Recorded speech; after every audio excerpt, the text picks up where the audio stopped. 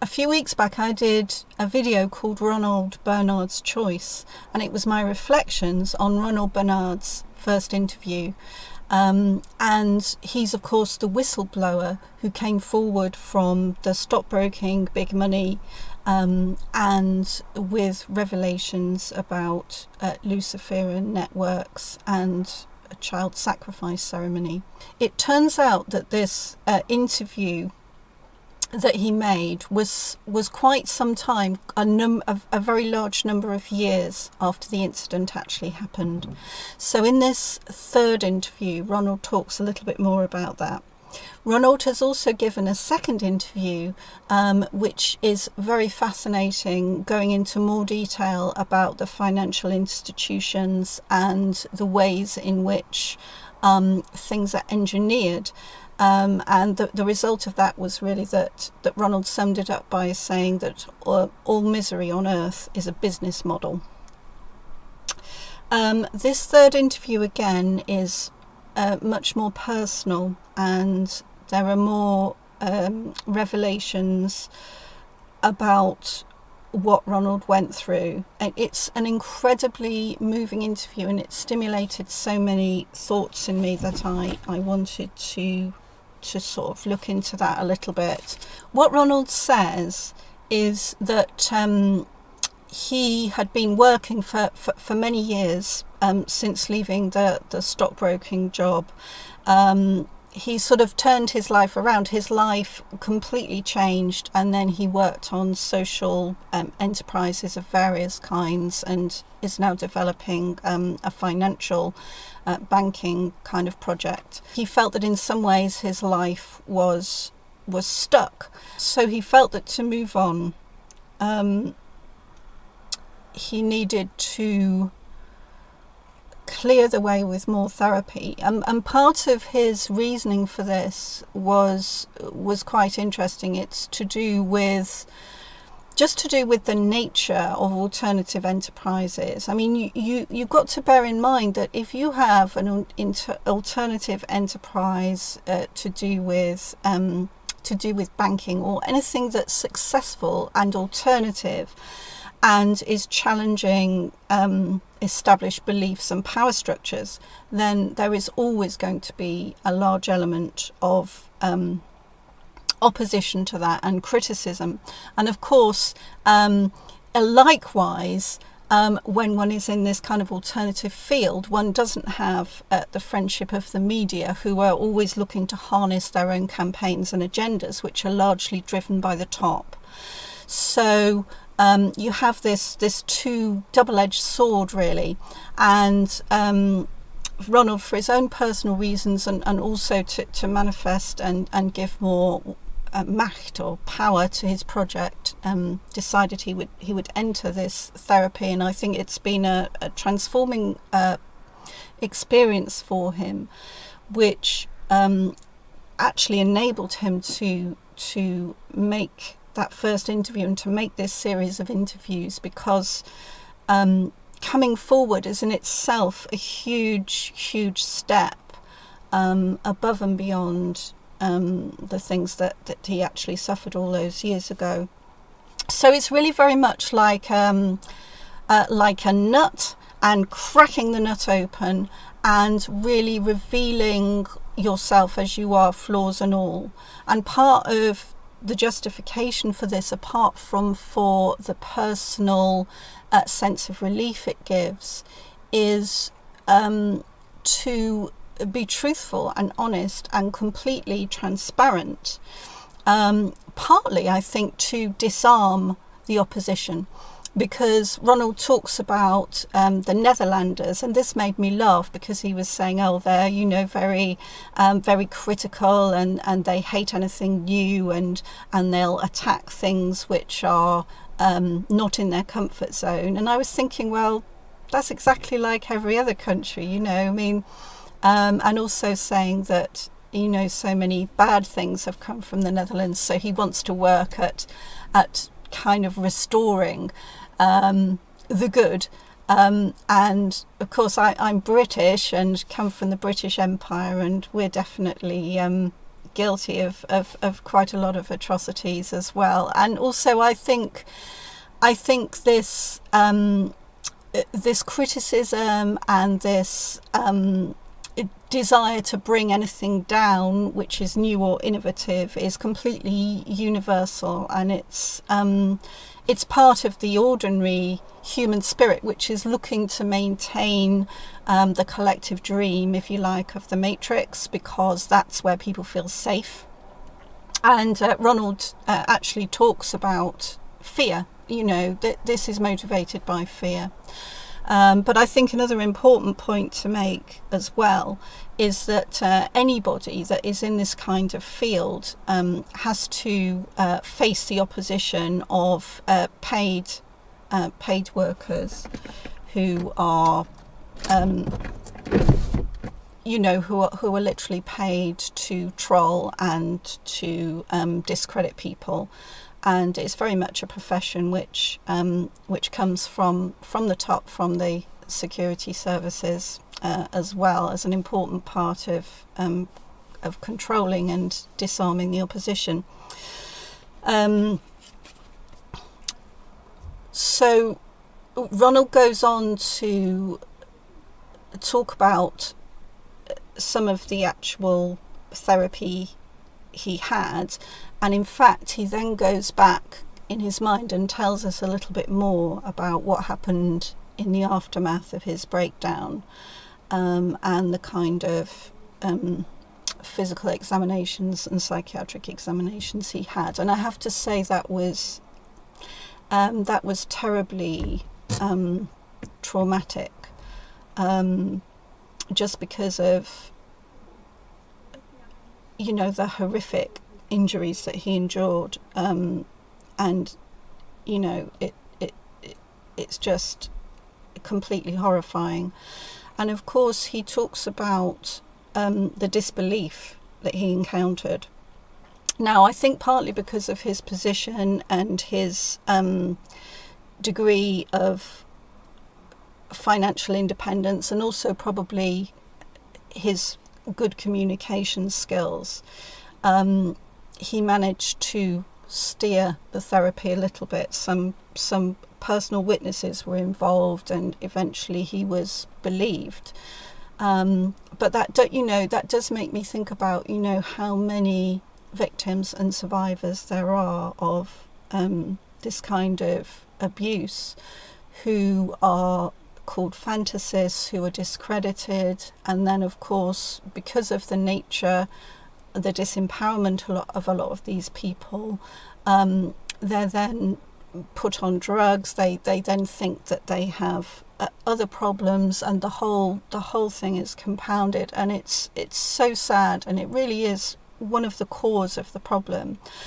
As Ronald was saying later on, if you don't care for the children, then you're not caring for the future, and you're not caring for the planet. And this is why, to me, this thing is of such central importance.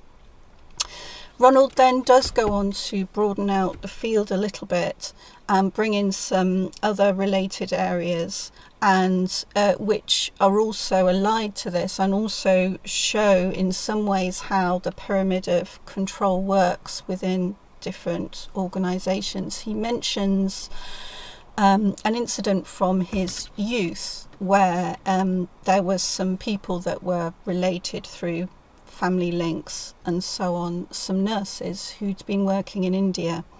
I'm not sure what organisation they'd been working with. It was to do with a foreign aid project, I think. And I don't know how closely connected they were with taking part in this, but what they'd witnessed was organ removal from children, and these organs were then being used for organ transplants, but this was organ removal from live children. And they had come back and they were completely and utterly traumatized by this. They'd obviously told some very close family about it. But, sometimes when you mention matters of this kind, people will say to you, well, how come we don't know about it? How come this isn't in the news? You know, you have something in the news, you know, like someone's little dog being lost, or maybe very occasionally you might have an attractive blonde child who's gone reputedly missing, and she might be in the news for very many years. But when it comes to something momentous like this, nothing. And the only explanation can really be that had those nurses wanted to go to the press, that it would not have been printed. And possibly, you know, there's ways of discrediting people if the control system doesn't want something to come out. And what is very hard for people to understand, but I think now that Ronald, as an insider, has started to elucidate this, it's worth me saying a few more words about it, is that these networks from within what we would regard as trusted organisations operate under the radar, and they operate across countries in a very much a global network. Now, the Luciferian believers, if you like, the people that practice this particular religious cult, they are one part of that, and they're sometimes called the Illuminati. But then there are also other groups, there are also other satanic groups, there are other kinds of what you might call mafia groups, there are other governmental organisations, and then these will link down to what we might just call trusted brands. So it will infiltrate into certain charitable organisations which are involved in foreign aid. It will infiltrate into governments, it will infiltrate into certain global corporations, and these then cooperate to run what you might call these criminal networks, very much with the collaboration of the intelligence services. And so you have things like the organ trafficking, you have things like prostitution, you have drugs, and also armaments, and all of these things are quite linked, and they will often be under the umbrella of very trusted and well-established concepts or brands or names. Actually, on this subject, in David Icke's book, I can't remember which one it was because I've read a few of his, he mentions in the Vietnam War that they brought a lot of the American, as many as they could obviously, of the American soldiers home who died during the war, and these were brought, the corpses were brought home on aircraft, and it was found that that opportunity had been used to place drugs within the American soldiers who died. Ronald then went on to make another disclosure about the circumstances that led up to his breakdown and to his leaving the organisation, the financial organisation. And this was, again, a really, really sad and emotional moment when he had talked about some problems with his father, and it transpired that he was put into a care home for 2 years, where he was sexually abused, and that was kind of quite horrifying as well, because that was another revelation, and this experience had all welled up inside him when he reached this point and contributed towards his breakdown and all of this kind of thing. He then talked about a recent incident which he'd seen in the UK news about girls in Newcastle who were in the British care system. This is not that long ago, I think it's within 10 years, might be less than that, who were raped, some as young as 14. There were very, very many of them. And this was actually a group of, largely a group of Muslim men. There's actually been at least another 2 high-profile cases that have hit the UK about this kind of thing within the last 3 years, I would say. One was Rochdale, and this was very similar. Again, I think it was a group of mainly Muslim men, and the victims were mainly girls. And the third case was Rochdale, which again was the same. Now, all of these places are in the north of England. They all have quite multi-ethnic populations, and they're all, I would say, slightly poorer areas. Interestingly, there are loads of other cases which haven't involved Muslim men, which I'll talk about in a minute, but I just wanted to talk about the case in Rochdale. Sorry, not in Rochdale, the case in Rotherham, because I know a little bit about that. It was, I have met the Labour MP actually, who was involved in sort of bringing that to the point of prosecution.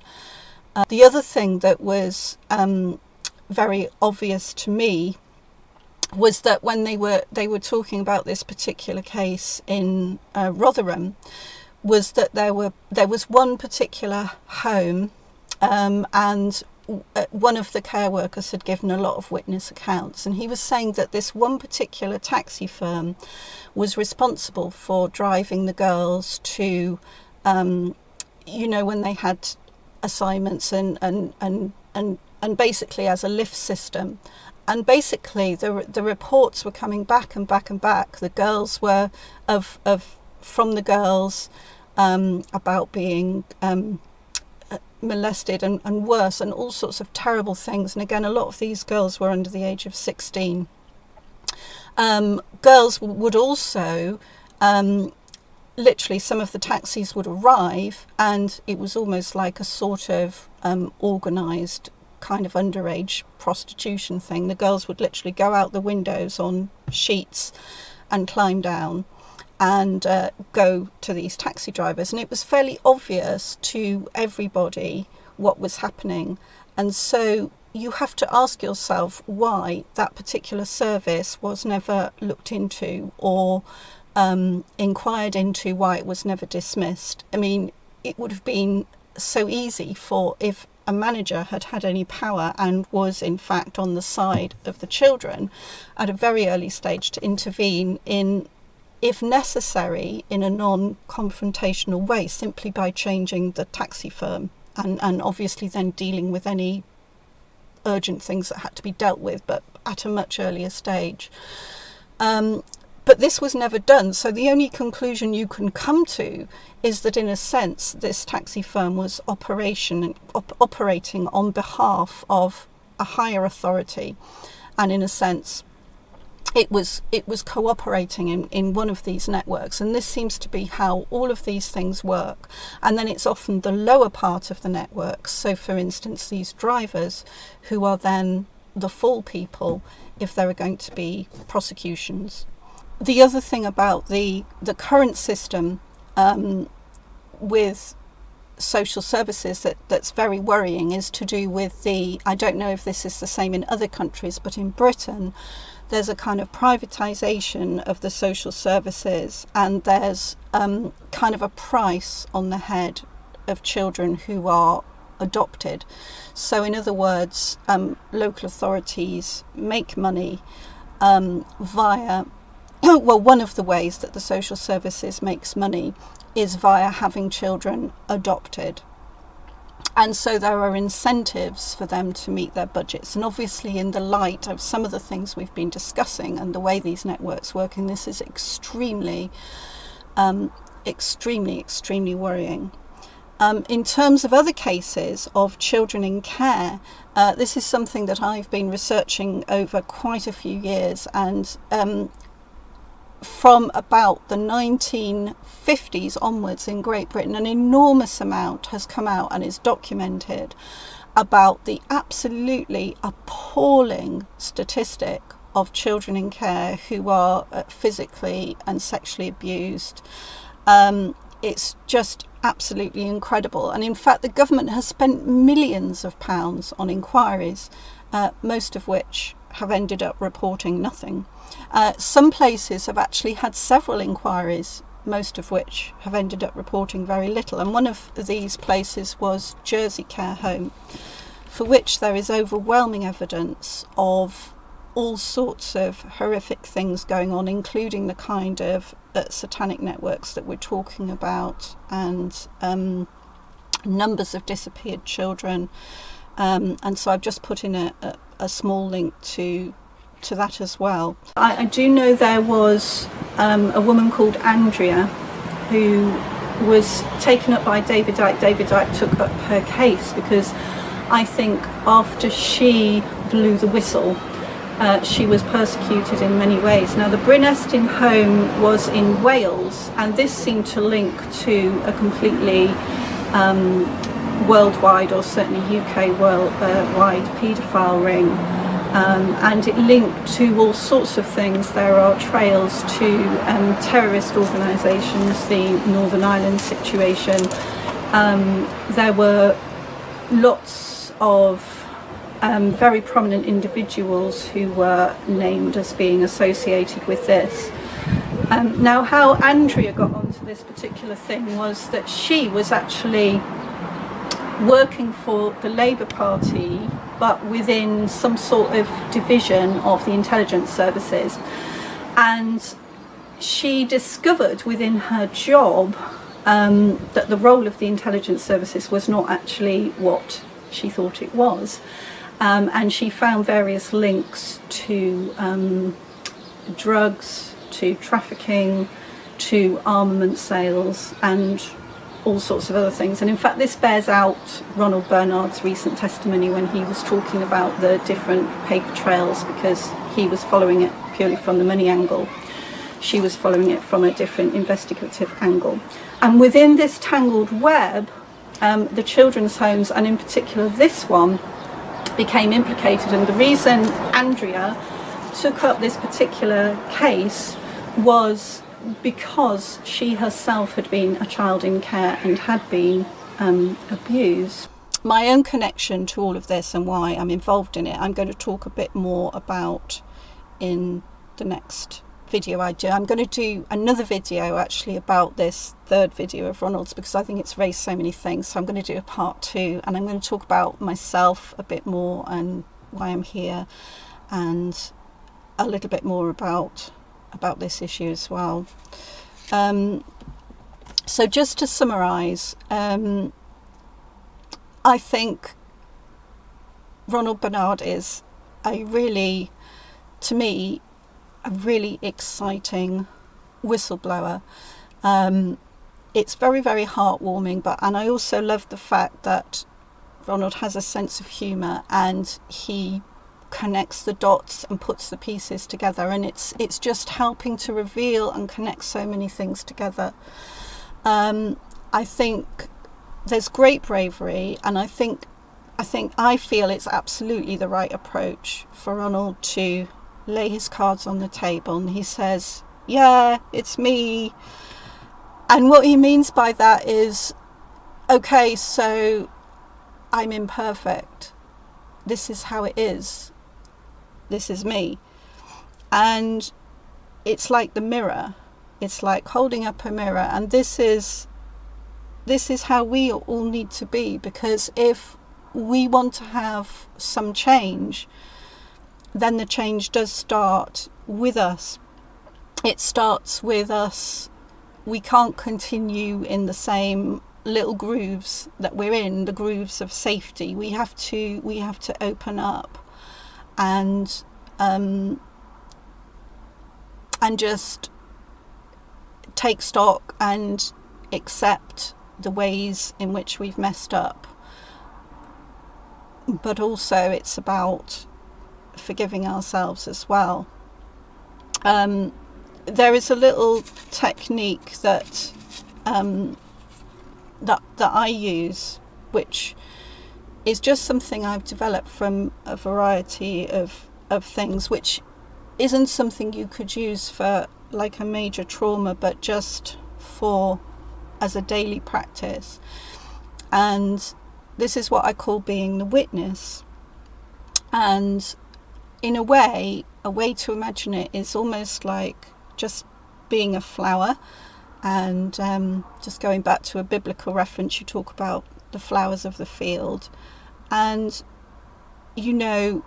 if you imagine you're like a flower and you let the rain wash down on you and you let the sun shine on you, and it's just the feeling of sitting and inviting the kind of unconditional love, which is the essence of healing. Now, some people will pray, might pray to God. Some people might have particular meditation, and others might have particular spirit guides or whatever. It's very much all part of the same process. I think the breathing is important. I personally use the Roy Masters meditation technique, which is a kind of breathing where you're grounding, which also Dr. L. Wilson talks about. I'll link that in here. And then I feel it's very much about, I feel when we have an emotional problem, for me, it's like here, and it feels like a knot in your heart. And what I just do is I unravel the knot in my heart and I let it out, and I see it before me and I see it behind me. And this is where you're the witness, because you simply take a step back and you look without judgment and you allow the blessings to come down and you allow yourself to feel. Because this is what so many people are frightened of. They're frightened of their feelings. And that's the source of all of this hatred and denigration of anything new, is because people are frightened of their feelings, because deep down they actually feel a deep shame about who they are. So these techniques are just little ways of just trying to release who we are, and then, yeah, it's okay. So back to what Ronald was saying, yeah, it's me. It's okay. I am who I am. And feeling the feeling is very important. And I think finally that is the last thing about Ronald, why I feel, for me, he's a good example of, a role model for me, is because he doesn't make it all bland and marvellous. He gets pissed off, which I think is really good, because, you're going to have compassionate love. You love the world so much, you want to change things, you want to stop the suffering, then, you're also going to get angry. And I'm afraid that's how it is. People talk about negative emotions. Oh, get rid of your negative emotions. It's a load of rubbish. You've got to allow yourself to feel the negative emotions. It's the way in which you do it and the self-control that you operate that's important, that prevents you hurting others. But the actual emotions are really, really important, and they make us human. And that leads me just to the last thing I was going to say, which is that Ronald ends, and there's a bit about the next interview, which I'm looking forward to, and he's there looking at the mobile phone saying that people are hypnotised. And this is a big problem. This is a big problem, because even a lot of the new age stuff and a lot of the therapy stuff that's coming out, it's all about kind of hypnotizing yourself, getting into that zone where you don't care, where you're not reacting, where you're not in the moment. And with the screens, with all the screens that the young people are absorbed with, there's not the connection between the mind and the emotions. You're not being proactive, you're being reactive, and you're being programmed. So I'm looking forward to the next interview, and as I say, I'm going to do a little bit more in the meanwhile, because I think there's loads of stuff to discuss. about some of the emotional things that have come up, and also about some of Ronald's ideas for building new systems, new banking systems, which I personally think are really exciting. I'd like to discuss these ideas and other ideas for alternative monetary systems. So I've actually set up a Facebook group. So it's called Friends of Ronald Bernard. I hope you can see that. And so please join that on Facebook. There's not a lot on it yet, but there will be soon, and we can start discussions. If you're wanting to find out more about the child abuse in the UK, then there are 2 websites I can recommend. This one, I don't always agree with the way it puts everything, but it's simple and it's very good at connecting dots, and it connects the dots between the high and low. This lady is extremely thorough, and it's the place for detailed evidence. If you've been triggered by anything in this discussion, and if you're in need of deeper therapy, I can recommend this book, which you can download.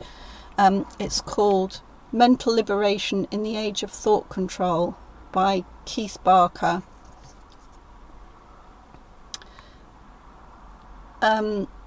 This is actually to do with somebody who was a victim of the satanic or Luciferian networks, and it's a therapy that's very, very specially been devised by certain alternative, I would say perhaps influenced by Jung, therapists, and it was a therapy that's not just a talking therapy.